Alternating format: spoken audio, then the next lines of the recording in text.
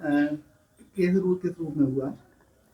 देखिए, एक तो रायसेन का जो इतिहास है वो खुद में ऐसा है कि जो एक बार रायसेन के बारे में जान ले वो खुद ही यहाँ आ जाएगा।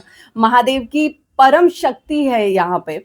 दूसरा कि एक कार्यक्रम था जो, जैसा कि हम सब जानते हैं, आज काल भैरव अष्टमी है, तो काल भैरव धाम में, सिद्धपीठ में भी मुझे जाना है, वहाँ भी दर्शन करने हैं। तो ये दोनों ऐसे उपलक्ष्य बने आज के दिन में कि मेरा रायसेन आगमन हो गया।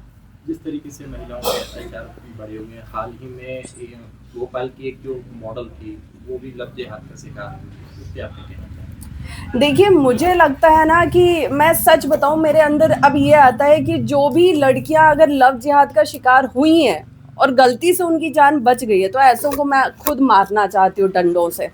उनके ना पैरों में अच्छे देने चाहिए, क्योंकि हम जैसे लोग चिल्ला चिल्ला के, समझा समझा के परेशान हो गए, और कितने कितने हम रिजल्ट देख रहे हैं सामने कि बच्चों के साथ क्या क्या हो रहा है, किस तरह उनको काटा जा रहा है, मारा जा रहा है, दफनाया जा रहा है, उन्हें शिकार बनाया जा रहा है, उन्हें बच्चे पैदा करने की मशीन बनाया जा रहा है, आपको बीच रास्ते में छोड़ के भागा जा रहा है। कितना कुछ हो रहा है, उसके बाद भी अगर आपको ये लगता है कि मेरा वाला अब्दुल ऐसा नहीं निकलेगा, तो फिर ऐसी मानसिकता को, ऐसी मंद बुद्धि को हम और कैसे समझाएंगे। दिल्ली बम ब्लास्ट जो कि एक आतंकी हमला हो सकता है, उसको लेकर आपकी क्या संवेदनाएं हैं, जो वहाँ पे लोगों की जो कैजुअलिटी हो गया? अभी भी आपको ये लगता है कि आतंकी हमला हो सकता है? ये बॉम्ब ब्लास्ट होना, इतना आरडीएक्स मिलना, इस तरह के जहरीले जो जहर बनाया जा रहा है, जो साइनाइड से भी ज्यादा खतरनाक है, वो देके मंदिरों में प्रसाद के रूप में इतने लोगों को, लाखों लोगों को मारने की प्लानिंग, और मंदिरों में अगर प्रसाद में मिला के मारे जाने की प्लानिंग थी, तो इसका मतलब हम काफिरों के लिए थी। वो क्लियर है कि किस धर्म को वो टारगेट कर रहे थे। तो ये अब आप नहीं बोल सकते कि हो सकता है, ये क्लियर है। और जो नाम सामने आए हैं, जो अभी तक हम बात करते थे कि भाई बहुत सवाल उठते थे कि आप ऐसे कैसे एक धर्म को टारगेट कर सकते हो, क्योंकि आतंकवाद का कोई धर्म नहीं होता। धर्म तो क्लियर सामने दिख रहे हैं ना, टोपी और दाढ़ी तो सामने दिख रही है ना, फोटोज तो सामने आ रहे हैं ना, उसके बाद अब क्या जानना बाकी है। तो मैं बार बार यही बोलती आ रही हूँ कि आतंकवाद का धर्म नहीं होता है, आतंकवाद का मजहब होता है, और वो कौन सा मजहब है ये भी हमारे और सामने है। ये चीज़ मानने वाली है कि सुरक्षा एजेंसियों से चूक हुई है, उनकी इनकी इंटेलिजेंस में कहीं ना कहीं कमी रही है, जो इतना बड़ा हादसा दिल्ली में हो गया है। बिल्कुल, मैं ये भी कहूँगी कि कहीं न कहीं थोड़ी कमी हमारे साइड से भी हुई है, और शायद हम इतने ज़्यादा बेफ़िक्र हो गए थे कि अब ऐसा हमारे देश के अंदर आके कोई इस तरह का नहीं कर सकता है। लेकिन अगर देश के अंदर ऐसा हुआ है, तो उसमें देश के भी कई गद्दारों के नाम सामने आना बाकी है, क्योंकि बिना अंदर वाले के शामिल हुए बिना बाहर वाला कोई भी घर के अंदर घुस के इस तरह की तबाही नहीं मचा सकता है। प्रयागराज महाकुंभ में आपको कई तरह के नामों की उपमाएं दी गई थी, आप अपने आप को किस रूप में देखते हैं?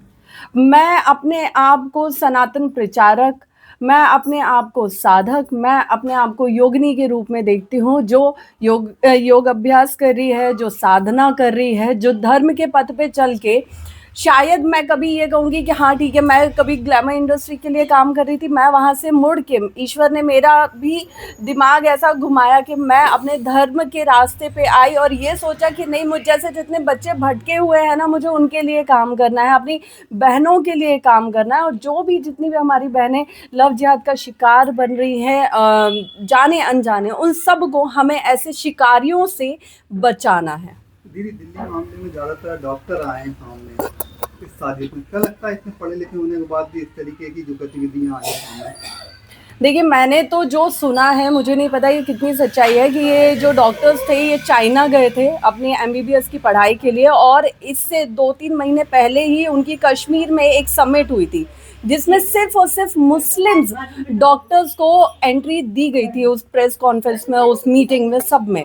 और उसके बाद जितने भी नाम सामने आ रहे हैं डॉक्टर्स के, वो सारे उसी कॉन्फ्रेंस से निकले हुए हैं, उनका आपस में एक दूसरे से कनेक्शन है। तो अब आप सोचिए कि वो प्लानिंग कब से चल रही थी, हम बस उसे देख के भी अनदेखा कर रहे थे। हम, वो कहते हैं ना कि गंगा जमुना तहजीब समझ लो या भाईचारा समझ लो, लेकिन भाई हम हैं और चारा भी हम ही बन रहे हैं, बस बात खत्म। भारत की बेटियों के लिए क्या संदेश देंगे?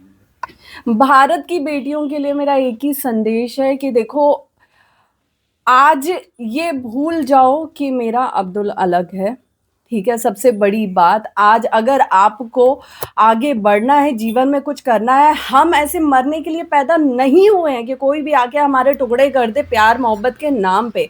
अरे प्यार मोहब्बत ठीक है, लेकिन पहले जीवन में कुछ करो तो, कुछ बनो तो। जिस परिवार ने जन्म दिया है, जिस परिवार में जन्म लिया है, उनका तो नाम उस जगह पहुँचाओ कि उन्हें भी गर्व हो कि हाँ, मेरी बेटी है ये।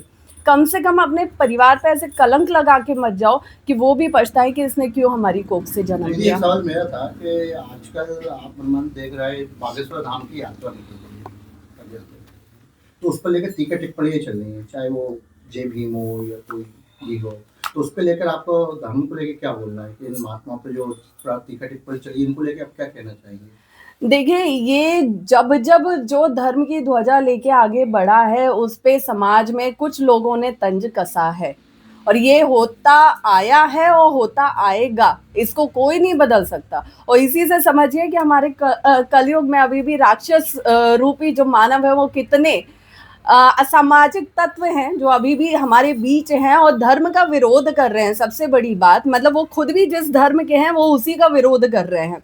तो ये बहुत बड़ी बात है, लेकिन इससे होगा कुछ नहीं, कुछ भी नहीं होने वाला है, क्योंकि जो जिस रास्ते पे चल रहा है, और खासतौर पे धर्म के रास्ते पे चल रहा है, वो अपनी गति आपके विरोध से और शायद 4 गुनी बढ़ा दे। इससे आप हम जैसों का हौसला बुलंद एक करते हैं। आखिरी सवाल बिहार चुनाव को लेकर। मैथिली ठाकुर जैसे कई प्रतिभाशाली महिलाएं बिहार चुनाव में खड़ी हुई हैं।